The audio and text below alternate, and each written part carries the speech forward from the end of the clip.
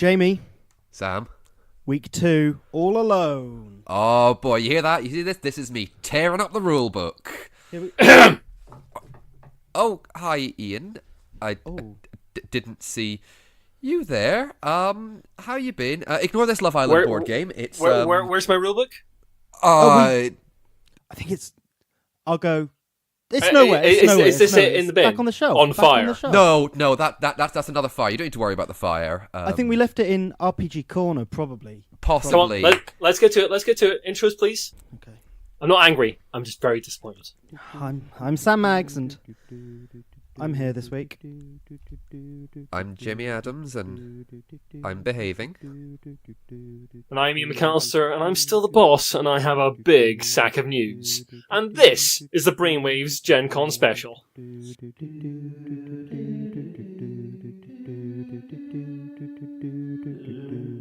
all you're getting for the music. Sam, headlines? Come on, you've forgotten everything. Sorry, I was too used to... Sorry. The headlines for the 20th of August, 2018. Will Gloomhaven conquer the digital realm as it has with the tabletop?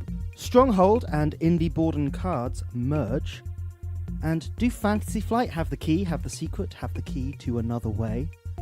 All this and more on the Brainwaves Gencon special. Very good. Yes, it seems that Gloomhaven is not content with conquering the world of the physical tabletop. It is now coming to your consoles, your computers as well. It is getting a video game adaptation coming sometime early next year from Asmodee Digital. The details are scant around this title right now. All we know so far is that it's a single-player game. It's going to have some of the sort of hex tactical play that is in Gloomhaven, and will hopefully eventually expand out into the campaign as well. It's going to be a turn-based roguelike, like a lot of computer games out there right now. And yeah, I'm really looking forward to any more chance to play Gloomhaven, to maybe experiment with card setups I haven't done so before. Sounds really good to me. What do you guys think? I think if it's not going to cost £150, then it might be some people's interesting way into Gloomhaven. Yeah, absolutely. So they have said this isn't going to be a direct translation of the board game, but yeah, more that's of an right. adaptation. So I think this is something that we've been talking about for a while, with all these companies kind of entering the digital realm or expanded media, say, of possibly just more developing the Gloomhaven world and giving you a bit more life there. Yeah, because the founders of Gloomhaven came out recently. That was a Kickstarter last year, and that's reached backers fairly recently. That's a sort of worker placement and world-building game set much, much earlier in the Gloomhaven timeline. And it does seem like Isaac Childress has plans for other stuff. He has already hinted that there is an expansion for Gloomhaven coming, which will be something akin to the size of Gloomhaven itself. Wow. And there's an expansion for the original game coming later this year, which I'm really looking forward to because the game is fantastic. But yeah, I mean, it's coming from Asmodee Digital, isn't it? Yeah, that's right. Yeah, Jamie, you're next. Okay. Oh, sorry. There's been a merger announced between Indie Board and Cards and Stronghold Games. The new company will be called Indie Game Studios, and the CEO will be Travis Worthington, currently president of Indie Board and Cards. Action Phase Games were previously acquired by Indie Board and Cards in 2016. They'll also be part of the new studio. Travis Worthington, as I said, he will be the CEO, but will also continue his role as president. Meanwhile, Stephen Bonacore will continue to be president of Stronghold Games from that department. If you know Stronghold Games, they do games such as Terraforming Mars. They've done Survive, Escape from Atlantis, Space Cadets, and Fantasy Tavern Beat 'em Up, The Dragon and Flagon. To name but a few. Play. I haven't got to play that one yet. I've got a copy of it. We'll play it soon. Great. And hopefully this will see an actually good edition of Terraforming Mars come out. Well, hopefully. Yeah. Shots and Indie Board from the Brainwaves podcast. Indie Board and Cards, film for games like Coup, The Resistance, and Flashpoint Fire Rescue, which I love. I haven't played that one, but yeah, it's got a really good reputation. I have played, really good fun. I know Jamie's a big fan. But yeah, as we've said before, these mergers are kind of happening all the time, especially now. You've got the big kind of, I don't want to say conglomerates, but the big studios like Asmodee kind of taking more and more studios under its wing and saving them. Now we're going to have another big one with indie game studios. It's interesting to see the games studios are coming together. We're bound to see more of this down the line as the hobby grows. It's just absolutely inevitable that companies will come together to basically help each other out completely, to reach a wider audience. That's absolutely and I think these kind of things can really, for the consumer anyway, mean good things. Yeah. I mean, hopefully it means games from both companies reaching a wider audience, and that can only be a good thing in the end. One of the massive games that came out of Gencon, a real surprise out of Fantasy Flight's in-flight report, was a new game from the man himself, Richard Garfield, a game called Keyforge Call of the Archons. This is a completely new concept in the sort of CCG, LCG realm. They're titling it a unique deck builder. The idea being that when you buy a deck of cards, it's 37 cards in a deck, that deck is utterly unique. I have no idea how they're doing this mechanically, how they're doing it in the background, how they're actually manufacturing these things. But the deck has a unique name, it's got a unique picture on all of the card backs, and it has a completely unique deck and unique setup in that deck of 3 factions out of the possible 7 that are in the game. And you just play that deck. You can't manipulate it, you can't deck build it. Whether you'll be able to take it to competitions, or whether they'll approach a more sort of sealed deck kind of format of tournaments, no one really knows. There's a lot of questions to be asked about this game, but it's certainly a really interesting concept, and one I'm reasonably excited for. I've got a lot of questions about it from a design and mechanical point of view, but yeah, it seems like a really interesting thing.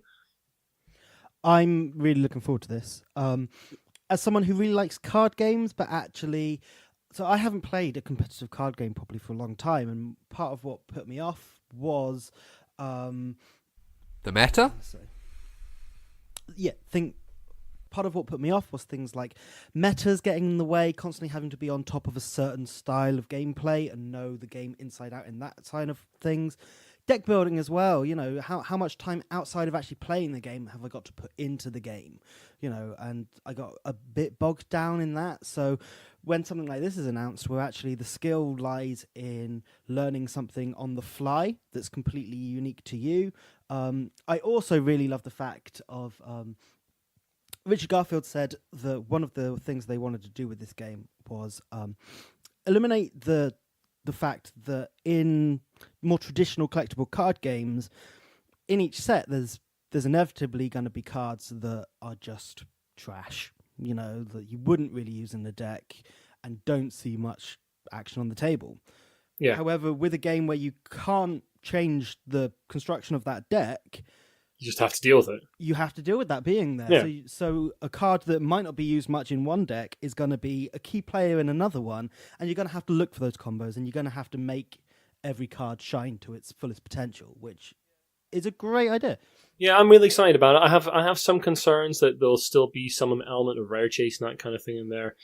Tom Bassel was showing off a couple of decks that he got, and one of them definitely had slightly more rares than the other, for instance. Team Covenant did one where they opened a pack that had 3 of the highest rarity cards in one deck. Yeah. They did. And I get that that's going to be there. It's a collectible card game. It's never not going to be there. Yeah, but it does worry me that there'll be an element of rare chasing still. But I still think it's an interesting concept. I really want to try it. I'll certainly be picking up the starter set, which will have 2 set decks. That will be the same for everyone. Yep. Like to try the game, and 2 of the complete random decks. They're claiming there's something like billions of combinations of decks, basically. No, I'm going to be picking up the core set as well. Seems really cool. Yeah, I'm going to be a slight cynic here, and because I'm the one of the group that doesn't play very many card games, and I think it's like you said, it's going to be how they're going to be able to regulate the uniqueness of each deck. Like, okay, there are billions of different choices. I said there's going to be rarity chasing. Keep an eye on it, absolutely, but I'm just kind of going, it's unique. Yeah. Okay. Up to a point, it will be unique, and then what you said, if you can bring a deck to tournaments, or is it going to be a blind booster? Yeah, and there's going to be expansions inevitably, because this is already referred to as the core set. So how does that work? That kind of thing. And there's lots of questions to be answered. But Fantasy Flight will be revealing more information down the line. I have no doubt. Yeah, and I think it comes out before the end of the year, so I think we'll get some designer previews and things like that in the coming weeks, really. I can imagine there'll be lots of talk about... Fantasy Flight are pretty good about putting up articles about their games, about exactly what's happening. So, yeah, we'll see that as it comes. I think that's about all we have for headlines at the moment, so let's get into the main Gen Con news.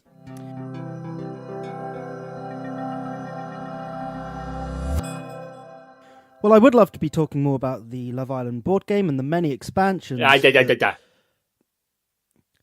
Games Workshop! You better be talking about Games Workshop. I'm going to talk about Games Workshop. Good. Games Workshop at Gen Con announced a plethora of games. Many in-house designs, many licensed games from third parties. So we had... Just a quick rundown. Adeptus Titanicus, they spoke a lot more about what that's going to be, showed off the actual set. Big minis, big price. The base set, which seems to be actually what you do need to play the game, is £175. You get a fair amount of stuff in there, but the question is it going to be supported? Is this a game with longevity, or is it just £175 on that set? Who knows at the moment? Well, at the very least, they're going to release a couple of more sets because they only have one out of the four types of large models they got. They only have the Warlord Titan, which is the largest. They've still got to release the Reaver Titan, which is coming soon, and the Warhound Scout Titan, which will be coming sooner, hopefully after that as well. They've got the Imperial Knights in that as well. They're releasing almost expansion box sets for them along with the main release. So 2 out of 4 so far. Keeping on big boxes, a Lord of the Rings big box core set game, Battle of Pelennor Fields. 2 factions. We've got Rohan and the Army of the Dead, and then we've got Sauron, headed by the Witch King, mounted on his Fellbeast. I didn't even realise that game was still around. It's still around. I think this might be just they've got a lot of miniatures left over that they just need to pack up and try and sell somehow. It seems, I don't know if I'd say this is interesting. It's a big box of Lord of the Rings. It's a well-loved game. I hear really good things about it. I've only played one game in my life of this game. Really nice minis. And I just think at the moment they're maybe drawing to the end of their license, as we saw with their Quest to Mount Doom game. You know, looks a bit lackluster. We'll see what comes of it, I'm sure. Probably not much. Now we're going to talk about some third-party games, licensed games. Completely out of the left field, we've got Munchkin Warhammer 40k. I've seen a lot of people getting excited about this. Fair enough, Munchkin, for good or for ill, is incredibly popular. And, not for nothing has it spawned a great deal of, I don't want to say spin-offs, but different reskins. And 40k is an almost inevitable one if it's not for the incredibly difficult license to get. But now they've got it. Yeah, but then so do Monopoly. So well, yeah. Hey ho. But that's the thing. You notice that Games Workshop in the last couple of years has adopted, let's say, a slightly more scattergun approach, as we've talked about before, for licensing their games, be it video games or tabletop games, and for good or for ill, it seems to have been returning dividends. Yes, it does. Again, similar field there. WizKids have announced Warhammer 40k Dice Masters. Don't know if either of you played any of the Dice Masters game. Never, not at all. Played some of the Marvel ones back when that came out. It was okay as kind of this competitive, almost deck builder type thing. Dice Masters was by Eric Lang and Mike Elliott, kind of spawned out of Quarriors, which was a dice building game. Oh yeah, I remember. I've never played it. I saw it for sale a couple of places. Yeah, and then they also did a Lord of the Rings, the dice building game as well. But anyway, now Dice Masters got all different licenses attached to it. Teenage Mutant Ninja Turtles, Dungeons and Dragons, the Marvel Universe, the DC Universe, and now Warhammer 40k. They're selling this a bit differently. Doesn't look like they're doing the normal boosters that you usually get. This is going to be available in a campaign box, so hinting that there's going to be more stuff there, possibly a storyline to follow. Who really knows at this stage? Blitzbowl and Space Marine Adventures were also talked about a bit more, weren't they? I believe it was very interesting. This got not the ire, but drew people's attention from the announcements. Was the initial announcements that both box games would be Target exclusives in the USA and Canada, with no word of an EU/UK release date announced yet. Which seems totally bizarre to me. It seems bizarre, but Gencon is in America, so again, this could be, we'll see how it goes. In a sense, this could be a good thing over that side. I'm not a great fan. There's a lot of Target exclusives coming out at the moment in board gaming. There's a lot of people going exclusively to Target with certain games, like the latest game in the Near and Far series. I can't remember what it's called, but it's Target exclusive as well. Playing devil's advocate here. But does that not affect get it? British? No. Exactly. Probably not. I don't think it's coming out over here yet, though. Playing devil's No. advocate in this situation, I'd maybe argue that getting games like Blitz Bowl and the Space Marine Adventures game, which are kind of low cost, small little intros to those universes, just maybe gets it to a wider audience of someone who wouldn't usually go into a GW store themselves, but actually they're walking around the supermarket and hey, there's a Games Workshop game.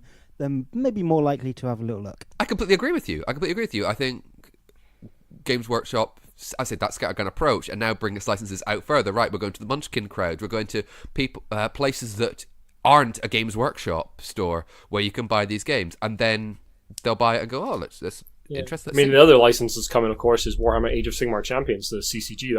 That's launched at Gen Con. Yep. It's now out and about and in GW stores, I believe, as well. Yeah, and that's a third-party game that's being sold in the Games Workshop stores, which is something we haven't really seen before. No. How this game works, I might see if the local store's doing any kind of demos of it and go and have a little look and see what this game's about.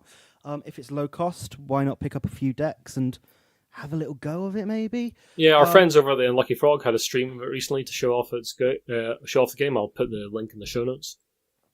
But it does look like Games Workshop's branching out into a lot more commercial games, really, and really bringing people into the hobby to maybe then sell them the big £175 Adeptus Titanicus boxes. They're moving with the times. Yeah. I also like to say, it wasn't something that was mentioned, I don't think, a great deal at Gen Con, but also it's been bubbling around for a wee while, and that is a Warhammer Doomseeker card game in which you're playing troll slayers from the Warhammer Fantasy universe, and you're trying to kill monsters and die in the most glorious way. And even if you die in the game, you can still affect the outcome of fights and encounters, which is nice to see. Cool. Keep an eye on that because I like the theming of it, but as always, remains to be seen. Indeed. We'll see what that's like, hopefully, in the not-too-distant future. Jamie, you're going to take us to a lovely little town now, I believe. Oh, a lovely little town with bakeries and mines and forests. Machi Koro Legacy was announced at Gen Con. Will be released in the spring of 2019. Yes, Rob Davio is on board. Of course. Of course. Is he on board like a little fishing boat into the tiny village? Well, I'd hope so. Maybe on a tuna boat that if you roll a 14, you got to roll the dice again, you get that amount of money. Something like that. I'm going a bit too Machi Koro deep there. 10 game series that will tell a complete story in the world of Machi Koro, where the choices of players will create a unique gameplay experience. No two Machi Koro Legacy games will ever be alike. New buildings, new mechanics, new gameplay, and after the campaign is over, you can continue to play your copy of Machi Koro Legacy forever. Now, I've played Machi Koro.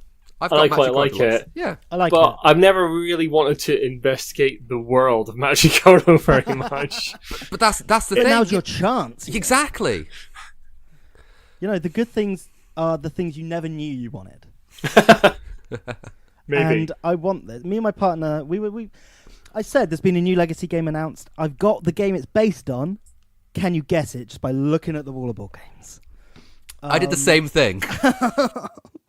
And obviously, and she was like, War of the Ring? No. Is it Small World? I think could work really nicely. That'd be interesting. No.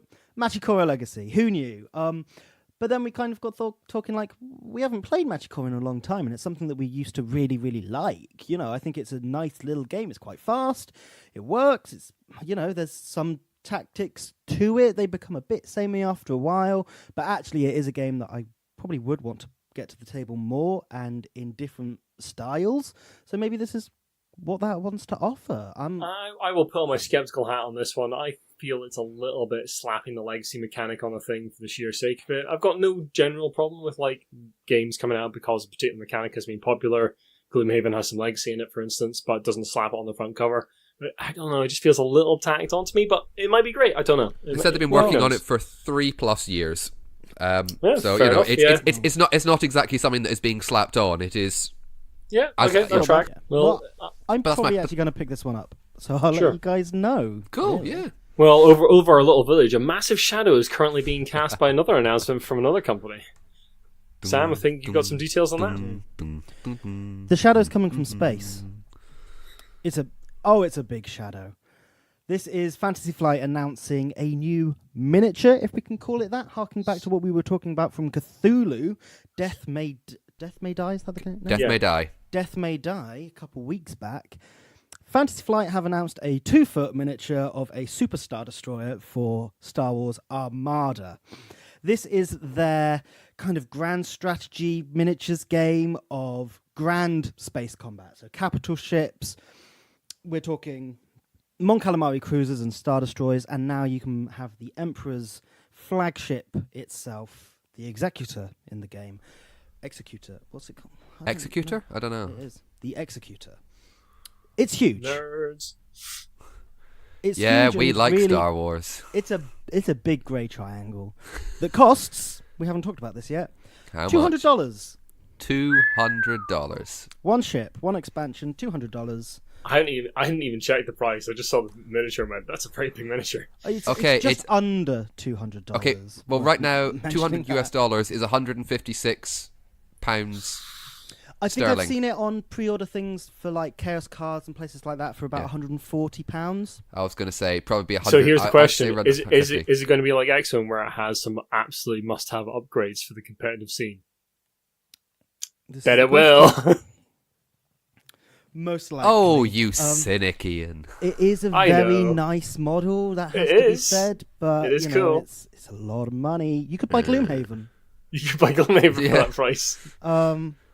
So you could go on a weekend holiday.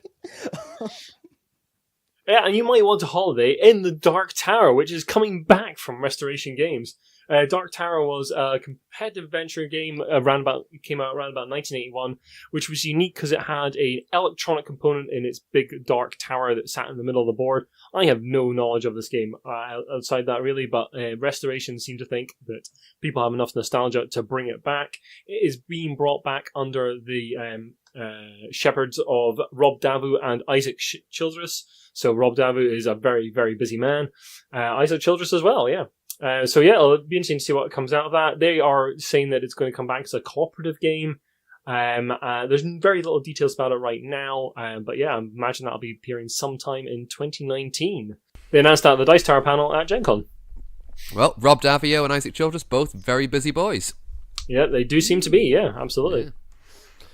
If the Dark Tower ain't your thing, why not go forward in time, but also back in time? As Steam-forged games, makers of Dark Souls the board game, Dark Souls the card game, Resident Evil 2 the board game, have announced Horizon Zero Dawn the board game. I have never played Horizon Zero Dawn, but from what I can tell, it is in the future, and you are hunting and being hunted by robot dinosaurs. Just the best. It sounds amazing. I really do need to play it. It's It meant to looks be very cool. I good. haven't played it myself, but But it yes, looks really cool. we've had the announcement, and there's been some miniatures, which of course they have been, it being Steam-forged games and minis being kind of their thing. Is that a Kickstarter that's coming later this year then? It is coming very soon. The minis do look lovely, and apparently it's also been in development since before the game was even released, Oh, that's interesting. which is very interesting. Out of Plaid Hat Games, at Gen Con, they announced Gen 7, a new game in their Crossroads series. The Crossroads mechanics were first seen in Dead of Winter and its sequels, and they've been talking for a while about releasing new games with that mechanic in it. And Gen 7 is their new game coming out sometime over the next year or so. And yeah, I'm really quite interested in this one. I didn't get on terribly well with Dead of Winter, but I am quite interested in the idea of Gen 7 because it is set on a colony ship moving through space, and it'll have a legacy style mechanic in it with be played over different scenarios and campaigns. Yeah, I'm really interested to try this one out. I think it could be really, really good. I've read a few sci-fi stories set in that kind of environment, and yeah, I'd like to give it a go myself. The game's also got a legacy mechanic style thing, where it's played over the course of 7 episodes, and each episode defines each player's goal. Players can advance in rank and gain new perks to perform their jobs better. But basically, yeah, it's set on a colony ship. So yeah, it's really interesting seeing them push that crossroads mechanic. You know, a lot of games coming into that legacy conversation we were having earlier are really pushing for that ongoing story, changing game states and things like that. And it's becoming more of a staple in the hobby, I think. That I think that's great. Games. You know, I love like deep thematic games with emergent stories. I think they're great. I really like that kind of thing coming out of games. So yeah, I'm all for seeing that kind of thing more coming into mechanics. It also does question replayability though, as well sometimes. Yeah. I'm all for story-led games. I absolutely love it. You know, it's a good alternative to sitting down and watching a film, actually playing through a storyline. And I suppose it's where, you know, like a love for role-playing and things like that come from as well. But it is just that replayability question, you know, how much is this game going to cost? How many times are you going to actually have that fresh experience? Yeah, for some people that'd be a concern, but for myself, probably not. As long as it's good, it's good. Yeah. Exactly. And, you know, it's interesting. It's being touted as 3 to 4 players, and initial prices are putting it at $99.95, and that's dollars, so people are a little bit...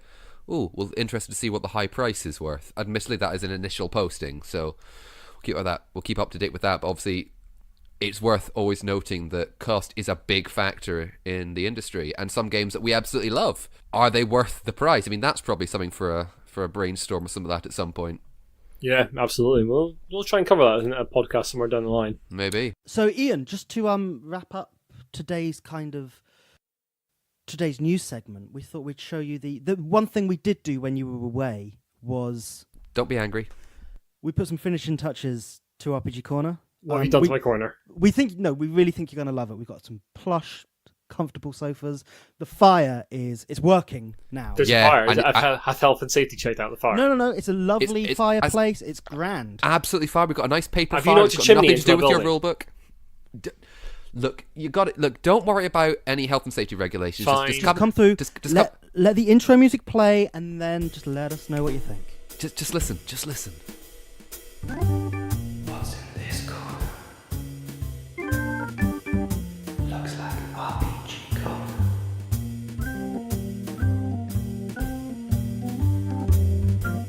Books and rules.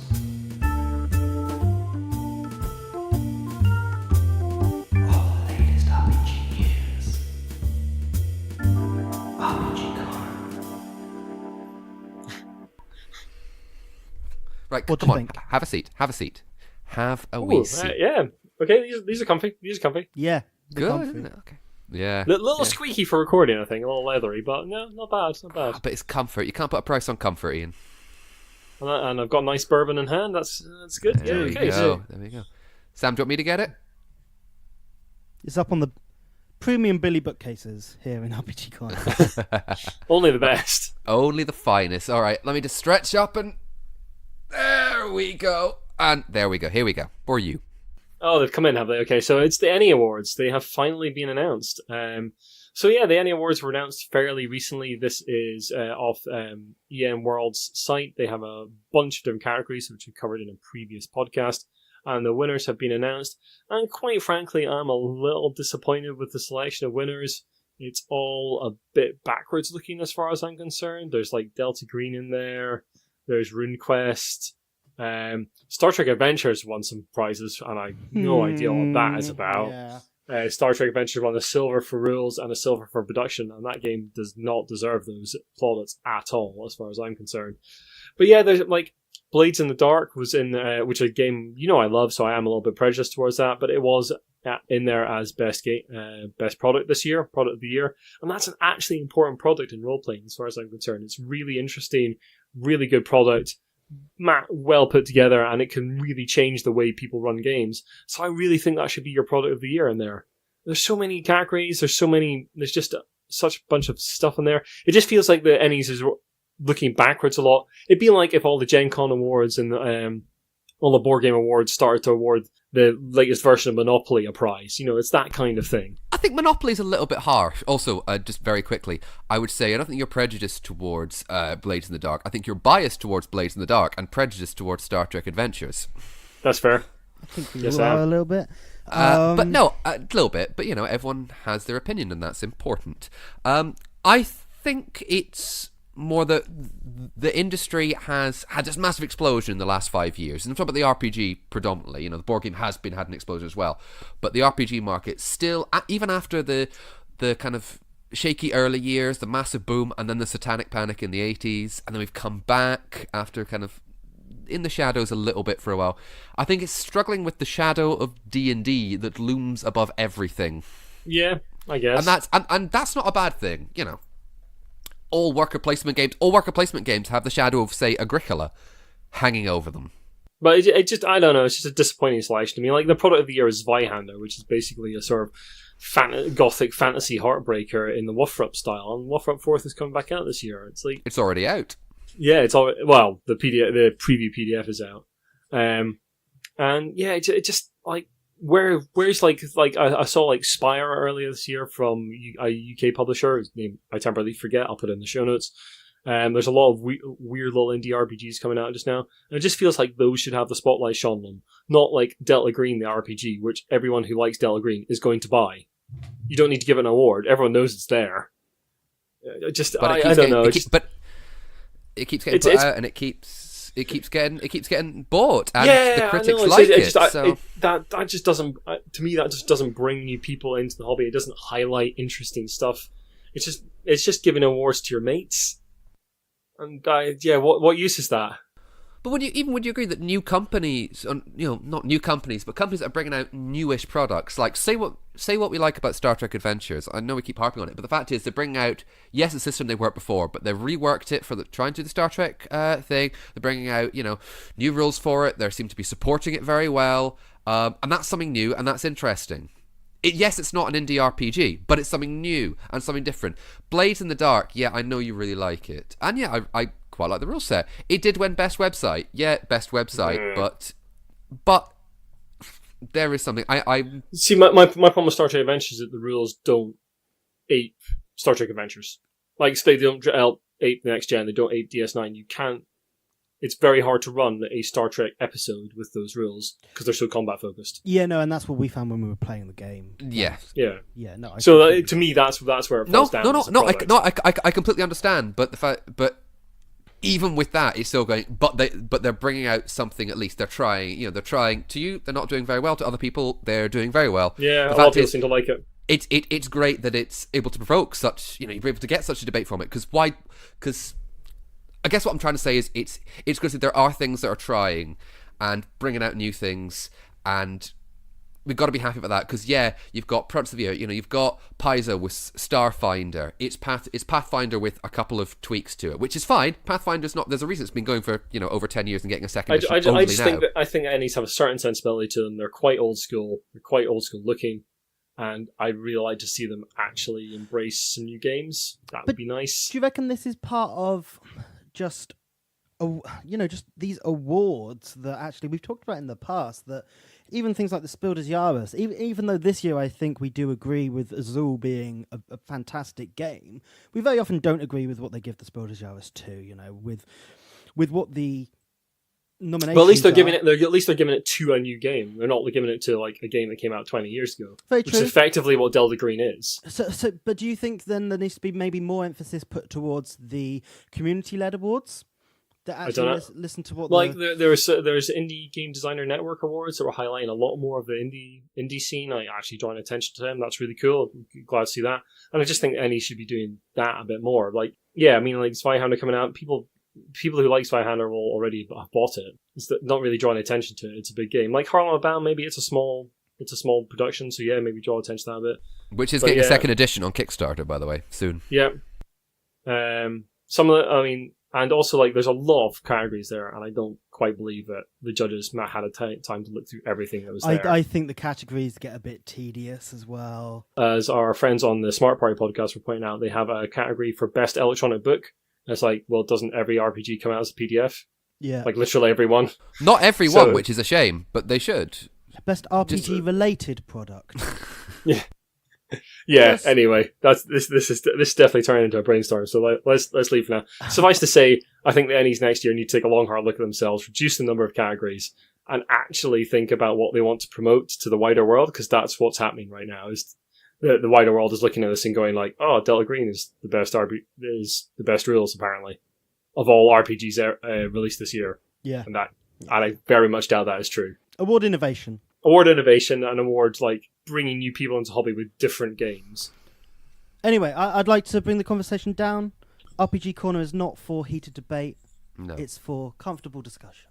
Yeah. Fair enough. And maybe it's time to leave these cozy armchairs and get back to the cold stone table.